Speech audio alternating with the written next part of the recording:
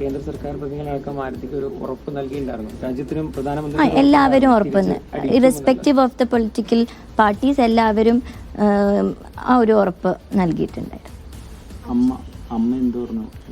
അമ്മയ്ക്ക് ആ പേര് സിന്ദൂർന്ന് കേട്ടപ്പോൾ അമ്മയും അത് തന്നെയാണ് പറഞ്ഞത്. ശരിയല്ലേ, നല്ലതെന്ന് ഉദ്ദേശിച്ചത് ഇതിലും നല്ലൊരു ഓപ്പറേഷൻ, ഇതിലും നല്ലൊരു ടാഗ് ലൈനോ ഒരു പേരോ ഇനി കൊടുക്കാനില്ലല്ലോ എന്നാണ് അമ്മ പറഞ്ഞത്.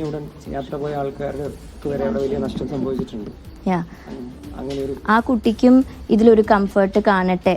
കാരണം നമ്മളടക്കമുള്ള എല്ലാ ഇന്ത്യക്കാർക്കും, ആർമിയിൽ അല്ലാത്തവർക്ക് നമുക്ക് ഇതല്ലേ ചെയ്യാൻ പറ്റുള്ളൂ. ഈ ആർമിക്ക് വേണ്ടി പ്രാർത്ഥിക്കുക, അവർക്ക് കൂടുതൽ സ്ട്രെങ്ത് കൊടുക്കുക, നമ്മുടെ പേട്രിയോട്ടിസം നമ്മളെ കൊണ്ടാവുന്ന രീതിയിൽ investigation what ever it is അതിനെ ഹെൽപ്പ് ചെയ്യുക. അപ്പോൾ ഹിമാൻഷിയും ആൻഡ് ഓൾ ദ വിക്ടിംസിനും ഇതൊരു കംഫർട്ട് കൊടുക്കട്ടെ, കുറച്ചെങ്കിലും റിലീഫ് കൊടുക്കട്ടെ, ഇതൊരു ക്ലോഷർ ആവട്ടെ ഫോർ ആൻഡ് ഇപ്പോൾ എന്തെങ്കിലും ഒരു ജസ്റ്റിസ് എന്നുള്ള രീതിയിൽ അവർക്ക്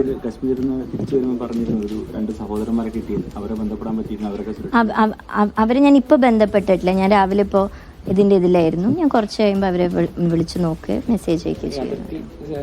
സംസ്ഥാനം കശ്മീരിൽ വലിയൊരു അങ്കലാപ്പുണ്ട്, തിരിച്ചടി ഉണ്ടാവുമോ എന്ന കാര്യത്തിലൊക്കെ. അവിടുത്തെ സാധാരണ ജനങ്ങൾ തങ്ങൾ കണ്ട സ്ഥലം കൂടിയാണല്ലോ. അപ്പം അതെനിക്ക് അറിയില്ല. നമ്മളിപ്പോൾ നമ്മുടെ സുരക്ഷിക്കണം മീൻസ് സെക്യൂരിറ്റി തരുന്ന പോലെ അവിടെയും ശ്രീനഗറിൽ ക്യാപിറ്റലിൽ ഇഷ്ടം പോലെ 10 മീറ്റർ അടുപ്പിച്ച ആർമി വണ്ടികളുമായിരുന്നു ടൗണിലൊക്കെ എല്ലായിടത്തും. അപ്പോൾ അവരും ഇന്ത്യക്കാരാണല്ലോ, അവരെയും ഇന്ത്യക്കാക്കും. അതെ, പ്രതിഷേധിക്കുന്നുണ്ട്. വരുമാനമാർഗമടക്കം മുടങ്ങിയ ഒരു സ്ഥലത്ത് അങ്ങനെ ഒരു പ്രതിഷേധത്തിനൊക്കെ ഒരു തിരിച്ചടിയായിട്ടാണ്. അതെ, അവരെ നമ്മൾ വേറെ ആയിട്ട് കാണണ്ടല്ലോ.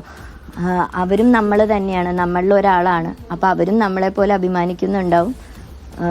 അവർക്കും ജീവിതമാർഗ്ഗമാണ് ടൂറിസം. അത് ഇനിയും വളരട്ടെ. ഇന്ത്യ സേഫായിട്ടിരിക്കട്ടെ.